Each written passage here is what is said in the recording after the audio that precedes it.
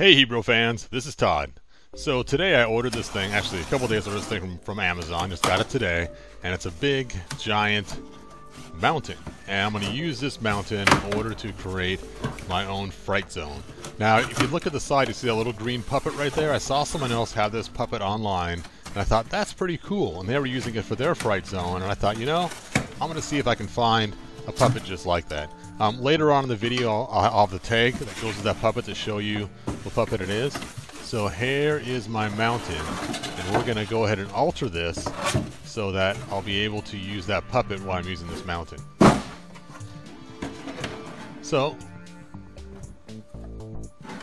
the idea is to put the puppet right in that hole right there so you can come out just like in the Fright Zone. That's the idea. But the problem is there's no hole here. So I'm going to take and cut that out with the Dremel tool and then heat it up. Now first you need to have some glasses, safety glasses. Make sure you're safe. I'm using my Dremel tool, and let's cut the back of this thing out. Now when you cut this, you want to be careful. You don't want to cut too deep. You want to leave a lot of the mountain left so you have part of the tunnel still left. That way then it looks kind of cool. And you can use it also as a display piece. I really thought a lot about this before I started cutting. My first thought was to cut really deep and not have much of the tunnel left at all. And I thought, you know, if I leave a lot of the tunnel, then I can just kind of stick the puppet in there. Or if I pull the puppet out, then there's actually some depth to the tunnel. Now, when you cut this, be very careful because the Dremel tool want to keep sticking back on you a lot. Don't go too fast, but if you go too slow, you'll keep getting caught as well. So just be careful as you go around, just do a little bit at a time. Once you get it just right, then of course you can go faster. But just be careful so you don't get hurt in the step. There has been times where the cutting wheel has actually kind of exploded on me before, so you have to be very careful. I always like to check it once in a while to make sure that the cutting tool is still tight. So you can see right there how it's cut. Let's go ahead and keep cutting this.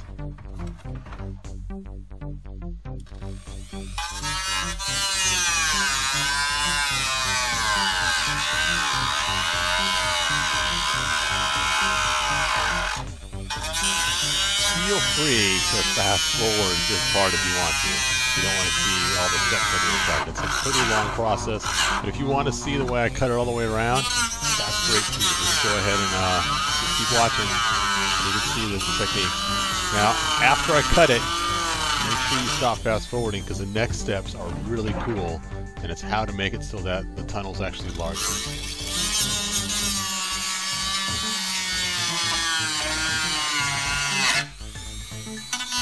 You can see how it keeps flipping out. It's very dangerous. It's actually easier to go the other direction. So let me turn this around so I can go the other direction so it doesn't keep hopping out of the channel of the cutting wheel.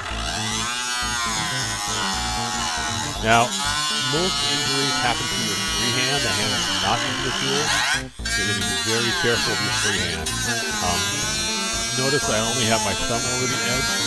My fingers are away from the back side.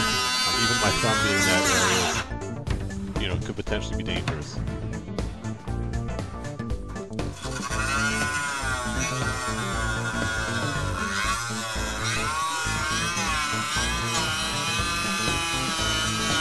Now I want to try to angle this so it lines up with the cut on the bottom.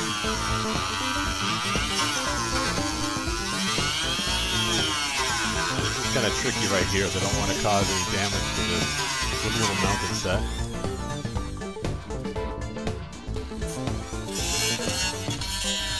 When you do your final cut, there's a chance that at that last moment, as it cuts through, the cutting blade can break and parts can go flying. So when you get to the last step, be very careful. And you cut that last little bit. Alright, there we go. There's my hole. Now, it's a pretty small hole, and the edges are pretty sharp. So the first thing I want to do is break those edges. So I'm going to change out my cutting tool, and I'm going to use like a sanding stone of some sort, and then use that to break off those edges because I don't want my grandkids' hands to get cut as they go through there, or my own. So let's go ahead and change out the tool.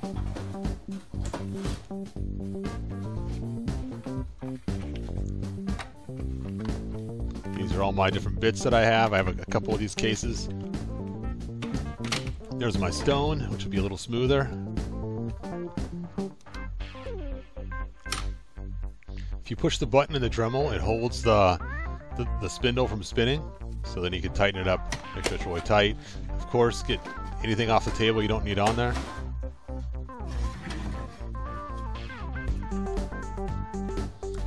Now to break that edge and make it so it's not too sharp.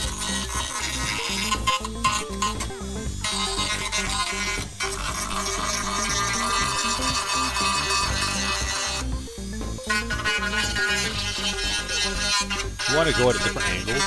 If you change the angle, it will change. You want to kind of round it a little bit. You don't want to do it flat across the top because you might end up still making too sharp edges. So you want to go along the edges. And make sure you do different angles so you don't create too sharp edges.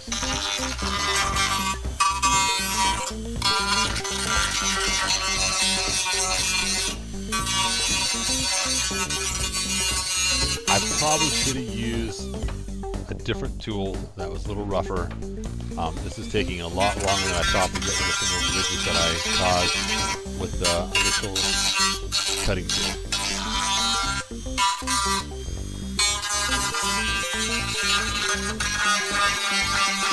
I want to shout out, my wife is the one who's my camera person. It's her second time being my camera person, and I think she did a really good job getting in these tight areas and getting close with the camera. So, just a shout out to my wife for helping me with the camera work. She did say she's going to help me more often. So the cool thing is you'll see more videos with more than one camera angle, which is great because you can get in on those tight little areas that you can't see sometimes. So when I finally do my Ice Armor He-Man, I'll have some different camera angles where the person's actually helping me get nice close shots so I'm not blocking the view the whole time. The camera I did set up as my stationary camera, I couldn't use it hardly at all because a lot of the scenes, my shoulders blocking the majority of the view. So, thanks to my wife.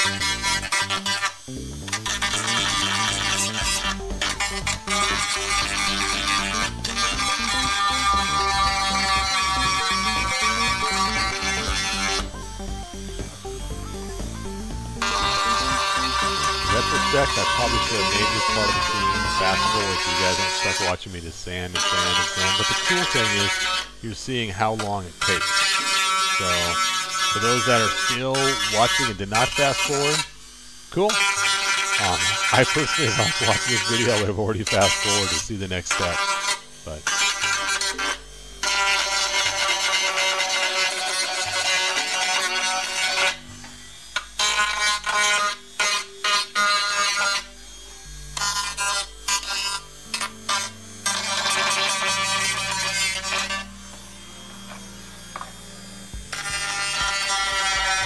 bumps right there I gotta take down.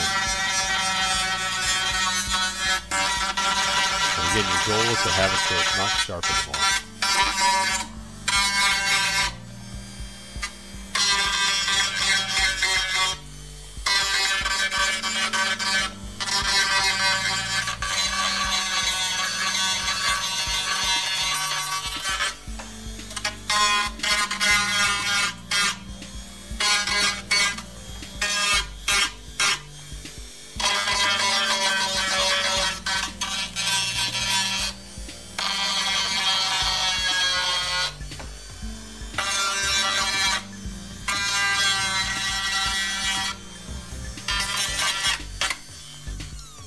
Alright, let's check it out and see how smooth it is. Take out these little extra pieces hanging on the edges.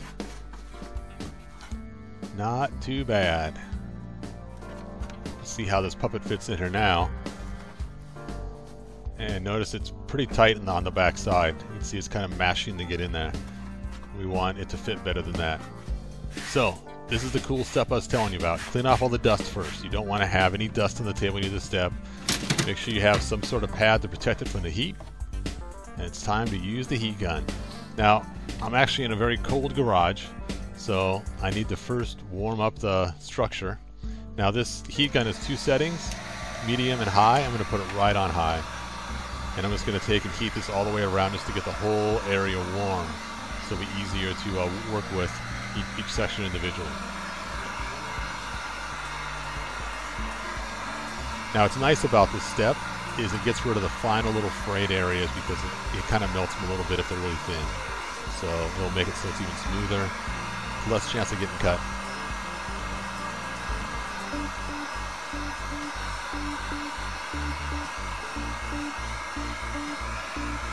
Alright, so now, once it's all warmed up, I'm going to work on just one edge only.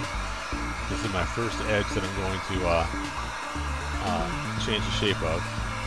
It's that one at the bump right there. Hopefully I'll get over this and do it. I guess I'm still warming it up a little longer. There we go. So that's the edge right there. That wall. There we go. Right there. I'm just going to stay on there for a while, make sure I get the inside and outside of that area. So it's nice and deep in that area.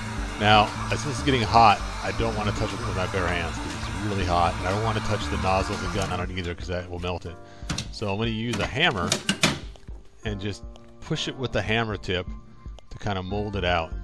And because the plastic is very soft and pliable at this point, I can just reshape that entrance hole or exit hole.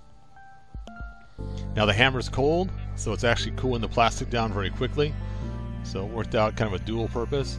And the garage is still cool too, so it's also helping cool the plastic down.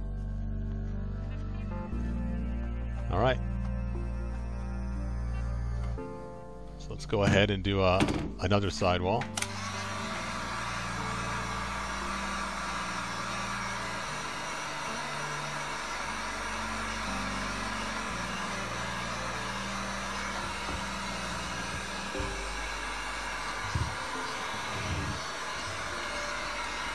Notice being the inside and the outside, and also deep on the wall, not just the top edge.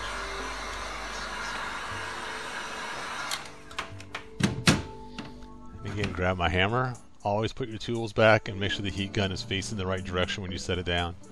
I've been burned a lot of times on a heat gun that's turned off. Just keep pushing that edge out with that cold hammer.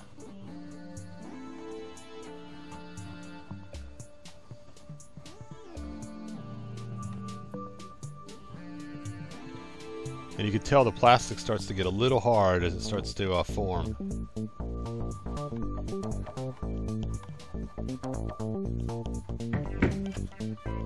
Alright.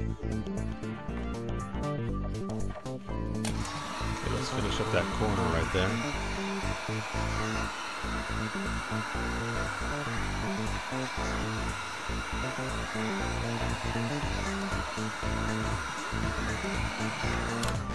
You notice I'm also getting deep inside there, and I'm trying not to heat the other sections up. I don't want them to bend back into shape. So make sure you're only heating the part that you want to bend out.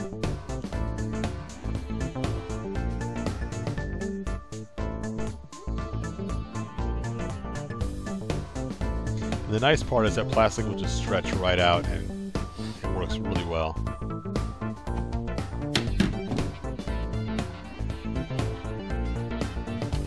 Let's put the old piece back on and see the difference in size. And you can see how much bigger that hole is now than when you first cut out. Now my hand fits in there no problem. Let's see how it looks with the puppet.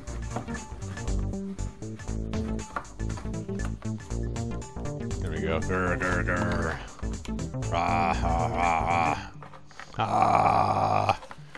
All right, that's going to work pretty good. Let's take it upstairs and finish it up. All right, I'm upstairs now, and I have it set up. You can see the hole.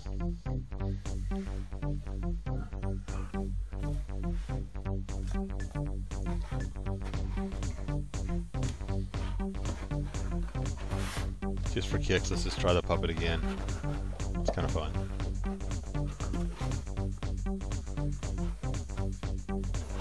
Yep, that works pretty good. Alright, so as you guys know, you can put any puppet in there you want. In fact, I got this cool puppet from Jurassic Park. It's a lot bigger, and I actually like this one better. It's a soft foam, and it's kind of a fun, more scary looking dinosaur. And I just got this on Amazon. In fact, oh, there's a second mountain too that I have, so it kind of looks more like the playset. Anyway, there's the puppet that I had.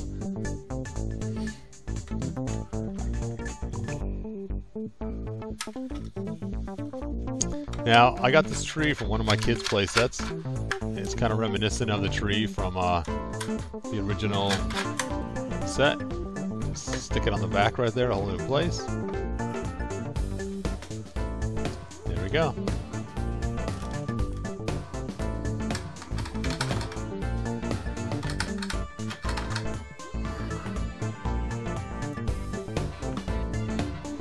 There's Hordak. See, that's how the tree looks right there. It looks alright. So, here's He-Man. Let's see how he looks in the action scene.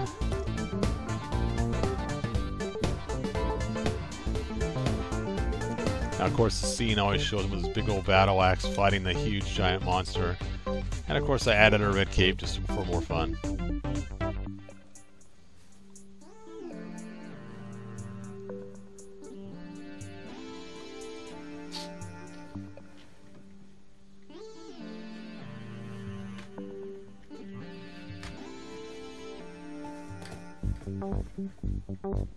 Wait a sec, let's see what the small puppet looks like. That big puppet's so huge. Oh, this is the puppet right here. It's called Animal Puppets, and there's the back of it. It's made by Magic Time, so you can look for that online. The small puppet's not as scary looking, but it still works.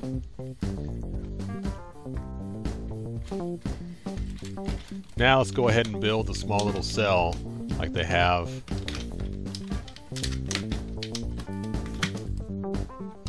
Now, waffle blocks works great for all kinds of stuff. You guys have seen me use them before in other videos. Those yellow blocks I use all the time for my backgrounds for my hot water, and the blue ones are also waffle blocks. This will just work great for a small little area to basically cage the person in, just like the Fright Zone has, you know, on the actual playset. Venus for Classics, we'll make sure it's a little bigger. To be able to fit a whole entire figure in there. And who should we put in there? Let's use China knockoff He-Man.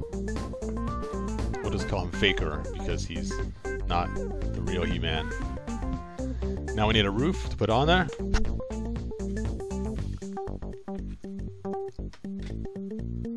There we go, that works pretty good.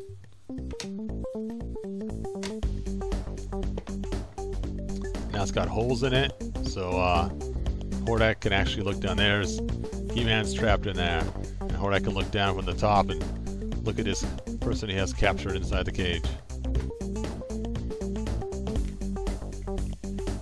Alright, so that's pretty much the playset. Now, it is good to add a sock. I probably should find a green sock or something. This way when you use the puppet you don't see the bare arm.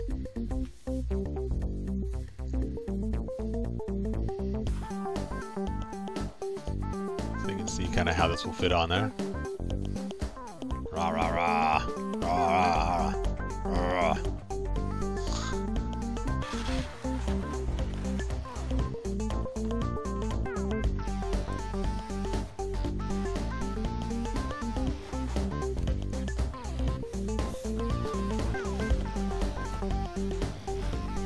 Put your hand in the back. Now it can control the puppet.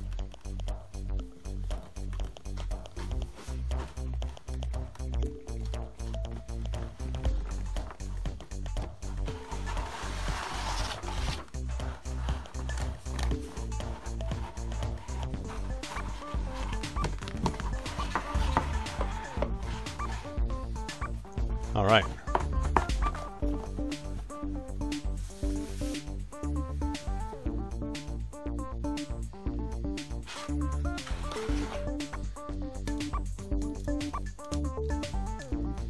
I'm going to show you guys what this mountain is, so you can also order this mountain on Amazon as well.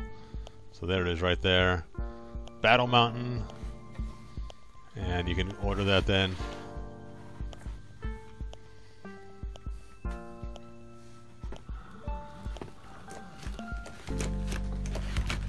You can see, you can take out He-Man. How fun is that?